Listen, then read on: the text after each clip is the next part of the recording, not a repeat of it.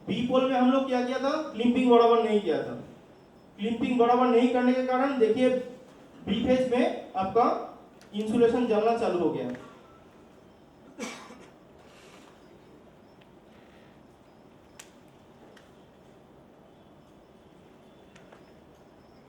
ये कॉन्डक्टर और किसी काम का नहीं है, इसको बाहर लेके आया और ये रेड पोल और ये बी पोल पूरी तरह से डैमेज हो गया। पोल जो आपका पोल रहता है कॉन्डक्टर का, जो connector moving contact fix contact, उसको डिसमेंटल कर दिया और उसके बाद देखो कॉन्डक्टर का ये हाउसिंग भी वो कारण डैमेज हो गया।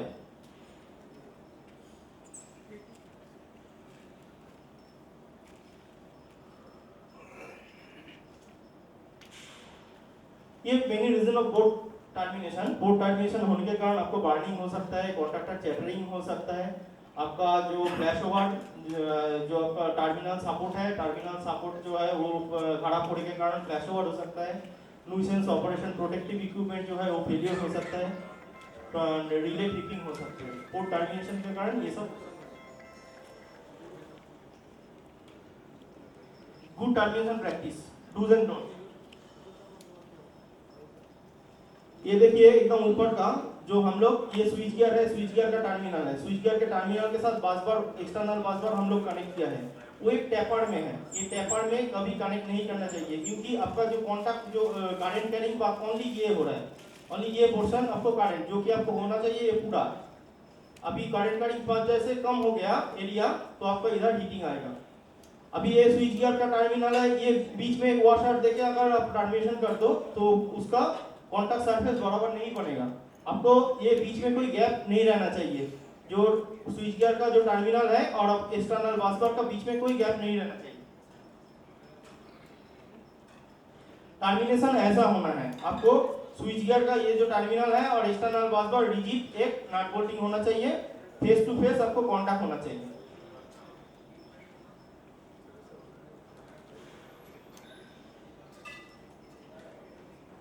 और एक चीज, आप जब टर्मिनेशन कर रहे हैं उसका जो सरफेस है वो अनइवन नहीं होना चाहिए। सरफेस को क्लीन करके उसके बाद आपको टर्मिनेशन करना है।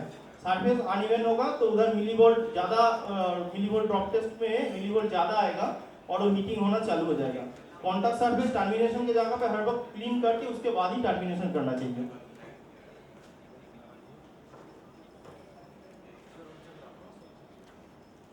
ये केस देखिए, ये हम लोग क्या करते हैं, बस बार मेजरमेंट या फिर रेट्रोफिटिंग करने के बाद एक स्विच गियर चेंज करके दूसरा स्विच गियर लगाया तो उधर ये आपका टर्मिनेशन बस बार शॉर्ट पड़ रहा है तो बीच में ऐसा एक जॉइंट दे देते हैं। इलेक्ट्रिकल सिस्टम में जितना ज्यादा जॉइंट उतना ज्यादा फेलियर। तो आपको जॉइंट कम करना है, आपको प्रॉपर जॉइंट करना है, माने ये बीच में एक छोटा पीस को हटा के ये बस बार चेंज करके लेंथ पे ज्यादा करके प्रॉपर्ली इसको जॉइंट करना है।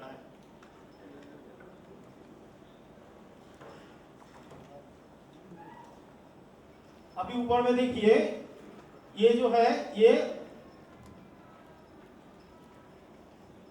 सरफेस आपको इधर गैप है, इधर कोई गैप रहना नहीं चाहिए। आपको सरफेस को पहले भी जो बोला था, कांटेक्ट आपको कांटेक्ट माने कांटेक्ट सरफेस एकदम इक्वल रखना है दोनों के अंदर।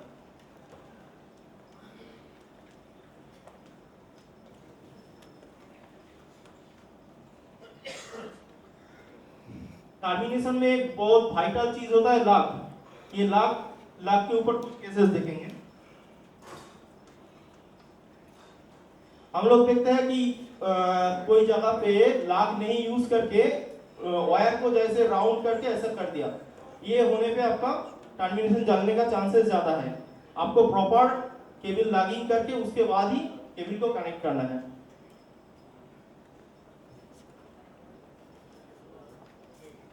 केबल का स्क्वायर एमएम जो है लॉक सिर्फ वही स्क्वायर एमएम का यूज करना है। अब इधर देखिए एक 50 स्क्वायर एमएम का केबल है, उसमें ऊपर में 70 स्क्वायर एमएम का लॉक यूज कर दिया, उस केस में लूज होगा।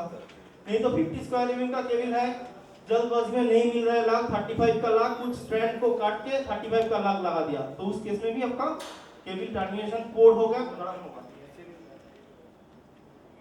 आपका 50 स्क्वायर एमएम का केबल है तो लॉक भी 50 स्क्वायर एमएम का ही यूज करना है।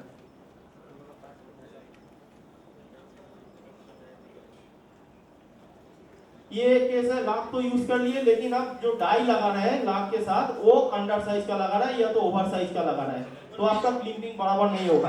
आप तो बोलेंगे क्लिपिंग किया है, केबल प्रॉपर लाग यूज किया है अकॉर्डिंग टू केबल, बट उसके बाद भी गर्म हो रहा है क्योंकि आपका जो डाई यूज किया है वो डाई केबल के लाग के हिसाब, तो 50 स्क्वायर mm का अगर केबल लाग है तो 50 स्क्वायर mm का कंफर्टेबल जो डाई है उसको ही यूज करना है, वो ना तो ओवर साइज ना अंडर साइज।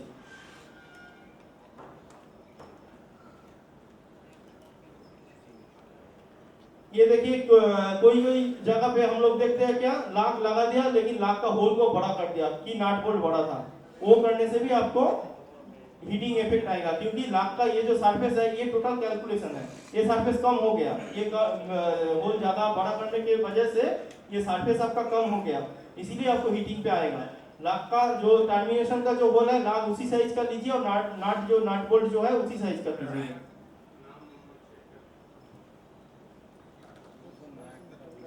ये टेबल है मिलीवोल्ट ड्रॉप टेस्ट आपको कितना आना चाहिए, terminal to terminal, terminal to bus bar, terminal to लाग, अगर कोई केबल पे डायरेक्ट अक्रॉस जॉइंट कर रहे हैं तो उस केस में मिलीवोल्ट कितना आना चाहिए रेटेड एलईडी का। अभी पैनल पे देखिए, पैनल का हीट डिसिपेशन आपका पैनल में ये जो लेफ्ट साइड में जो दिखा रहा है, आप देखिए लूबर नीचे है, इधर से क्या ठंडा हवा नीचे से आएगा और गर्म जो पैनल का हीट प्रोड्यूस होता है, जो गर्म हवा है वो हमेशा ऊपर की तरफ जाता है, तो गर्म हवा ऊपर से आपको निकल के बाहर आ जाएगा। अगर बीच पोर्शन में ऐसा लूबर दे दिया तो क्या ठंडा हवा इधर से इंटर करेगा और इधर से ही गर्म हवा होकर बाहर जाएगा, ये नीचे का जो पोर्शन है वो काम पे नहीं आएगा आपका, ये बीच में आपको लूबर देना नहीं है, एकदम नीचे देना है और एकदम ऊपर। ये एग्जॉस्ट होगा तो अच्छा है, नहीं तो नॉर्मल देने से भी चलेगा, लेकिन नीचे और ऊपर मिडिल में नहीं देना चाहिए, क्योंकि मिडिल में ये पोर्शन पे जो इक्विपमेंट है वो हीट अप होगा। अगर एग्जॉस्ट फैन भी यूज कर रहे हैं, उसको भी टॉप में ही रखिए, और वो जो मैं बोल रहा हूँ मिडिल पोर्शन में कभी लूबर मत दीजिए, क्योंकि ठंडा हवा हमेशा नीचे से आता है और गर्म एग्जॉस्ट करके गर्म हवा ऊपर से चला जाएगा, और इधर से देंगे तो आपको ठंडा हवा आ जाएगा, लेकिन ये पोर्शन का जो इक्विपमेंट है वो हीट होता रहेगा। ये नॉर्मल एसीबी का दिखाया हुआ है, एयर सर्किट ब्रेकर का। एयर सर्किट ब्रेकर का ये spring tension, moving contact, fix contact ये जगह पे है, ये आपका जॉ कॉन्टैक्ट ये जगह पे है, जॉ कॉन्टैक्ट, और ये आपका बसबार टर्मिनेशन है जो रेड कलर का दिखाया हुआ है। सबसे ज्यादा आप देखेंगे हीट, अगर देखेंगे ये जगह पे जो आपका स्प्रिंग लोडेड है वो जगह पे हीट थोड़ा ज्यादा होना चाहिए, इसके बाद ये, और ये जो नट बोल्टिंग जॉइंट है इधर हीट सबसे कम होना चाहिए।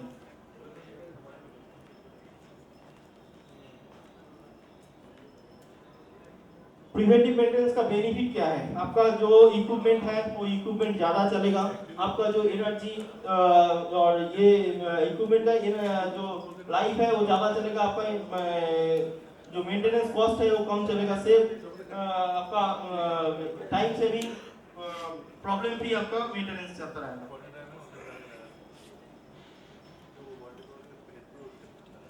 मेंटेनेंस पे क्या करना है और क्या नहीं करना है, क्या करना है मैं पहले बोल रहा हूँ। ये मेंटेनेंस के हम लोग क्या यूज करते हैं, पहले सीआरसी से कोई भी क्लीनिंग करने के लिए सीआरसी यूज कीजिएगा।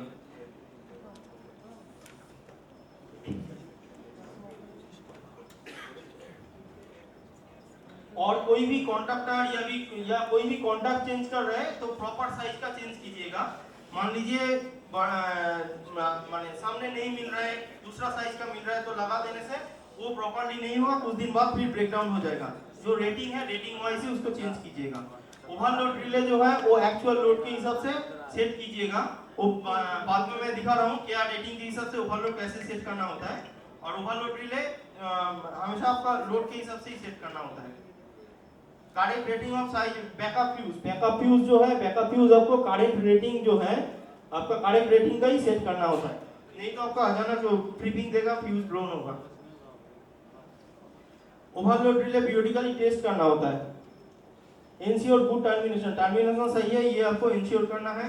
Check termination by only millivolt drop test, millivolt drop test से ही आपको टर्मिनेशन चेक करना है।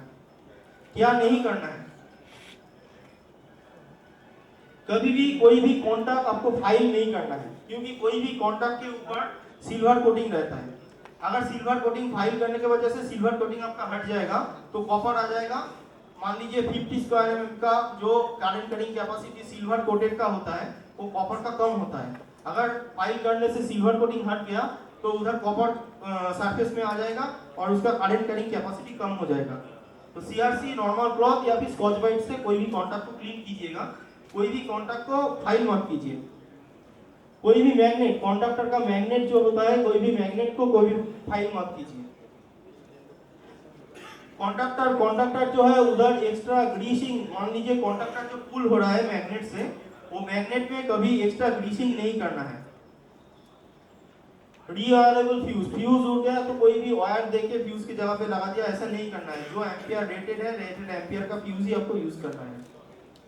रिकंडीशनिंग फ्यूज वही सेम, जो आपका एक बार कट गया उसके बाद वायर लगा के फ्यूज को आपको यूज नहीं करना है। मोटर स्टार्टर और ओवरलोड रिले सेटिंग। आपका मोटर स्टार्टर डीओएल के लिए आपको मोटर का जो एचपी रेटिंग होता है 1.5 टाइम्स जो होता है, ऐसा करके आपको उसको एचपी इंटू 1.5 आपका ओवरलोड ऐसा सेट कर सकते हैं डीओएल स्टार्टर के लिए। नहीं तो आपका मोटर का जो एफएलसी है, मोटर का फुल लोड करंट, और फुल लोड करंट के हिसाब से आप ओवरलोड रिले को सेट कर सकते हैं। और ओवरलोड रिले का नेम प्लेट पे हमेशा कितना एम्पियर का बैकअप फ्यूज रहना चाहिए, ओवरलोड रिले में लिखा रहता है कि मैक्सिमम फ्यूज रेटिंग इतना, वही आपको सेट करना है। ओवरलोड के बैकअप में वही फ्यूज डालना है। अगर फ्यूज ज्यादा बड़ा हो गया तो आपको कॉन्टैक्टर में इफेक्ट आएगा। कॉन्टैक्टर का आपका कॉन्टैक्ट जल जाएगा लेकिन फ्यूज बोर्न ऑफ नहीं होगा। ये स्टार्ट डेल्टा स्टार्टर के लिए आपका जो मोटर एचपी है उसका 0.85 आप कर सकते हैं, नहीं तो आपका जो फुल लोड करंट है उसका 0.57 कर सकते हैं ओवरलोड रिले सेटिंग के लिए। और ये अभी हम लोग VFD यूज कर रहे हैं, ये ट्रेन या फिर दूसरा भी इसमें पैनल में स्टार्टर के केस में एनर्जी काफी एनर्जी एफिशिएंट भी है, आप काफी सारा फीचर्स भी ज्यादा है, तो ये VFD भी यूज कर सकते हैं। और प्रोटेक्शन हमेशा जरूरी है, मेनली ह्यूमन प्रोटेक्शन, उसके लिए हम लोग बोलेंगे कि आरसीसी भी यूज करने के लिए। हम लोग का एलएनडी का कोई भी आपको क्वेरी रहेगा, आप नॉलेज पोर्टल, हम लोग का पोर्टल है, उधर जाके आप रजिस्टर कर सकते हो, तो आपको कोई भी क्वेरी उधर से आपको आंसर मिल जाएगा। और ये मेरा नंबर और शुभमा जी का नंबर है, कोई भी क्वेरी होगा, मेरा मेल आईडी भी है, आप मेल कर सकते हैं। Thank you.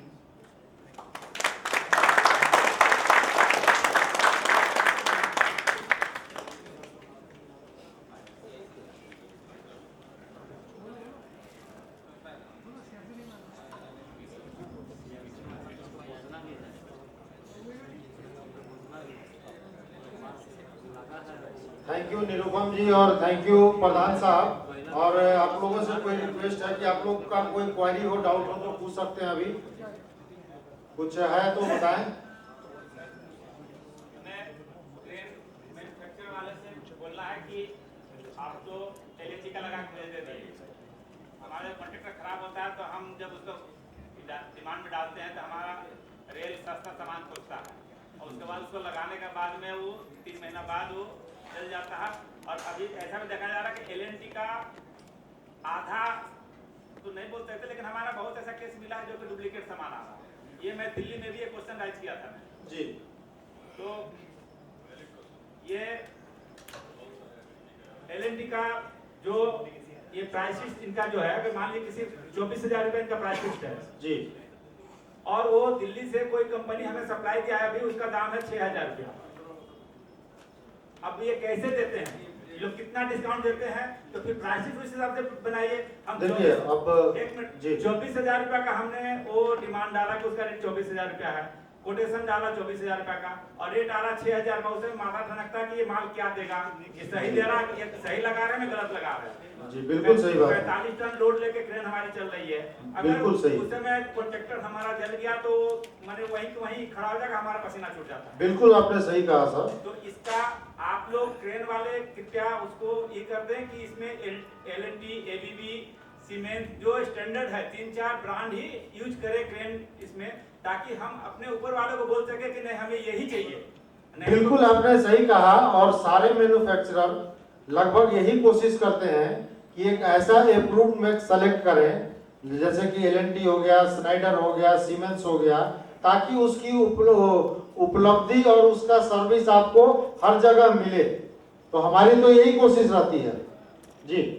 सर जो भी प्राइसिंग को लेके शायद आप बात कर रहे थे, एलएनटी हो गया, सीमेंस हो गया, स्नाइडर हो गया, बीसीएच हो गया, एबीबी हो गया, सभी का एक ही पैटर्न है। इट्स नॉट दैट कि एलएनटी कुछ अलग कर रहा है। तो प्राइस लिस्ट इनकी ग्लोबली जो है कहीं ना कहीं वर्क करती है। इट्स नॉट दैट कि only for Faridabad, only for Calcutta और इट्स दैट। तो ये total all over India work कर रही है। और ये लोग जो वर्क करते हैं आपस में डीलरशिप्स के थ्रू शायद ये डील करते हैं मैक्सिमम जगहों पर। तो वहाँ पर बेस्ड ऑन दी कंजप्शन जो है किस तरीके का डिस्काउंट किस कंडीशन में इनको ऑफर करना है, तो they are working on that pattern.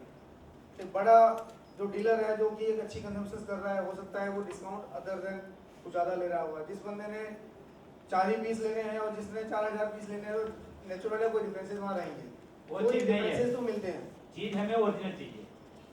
Sir, ये इसके लिए ओरिजिनलिटी के लिए मैं तो जस्ट एक ही चीज़ बोलूँगा, जो उनके रेपुटेड ऑथराइज डीलर्स हैं, चाहे वो एलएनटी हो, चाहे सीमेंस हो, स्नाइडर हो, बीसीएच हो, जो भी मेक है, उसके ऑथराइज डीलर से ही लें। तो ये ठीक है, इसके लिए ये नहीं, लेकिन मतलब ये हो जाए कि ट्रेन में ये 4-5 ब्रांड जो है यही लगने हैं, तो उस हिसाब से हम लग, क्योंकि कोई अभी किसी ने अभी कोट किया, हमारा कॉन्ट्रैक्टर का था, दिल्ली के कोई पार्टी है कोट किया था, अब उसको ब्रांड देखा है, मैं सुना ही नहीं आज तक हमने।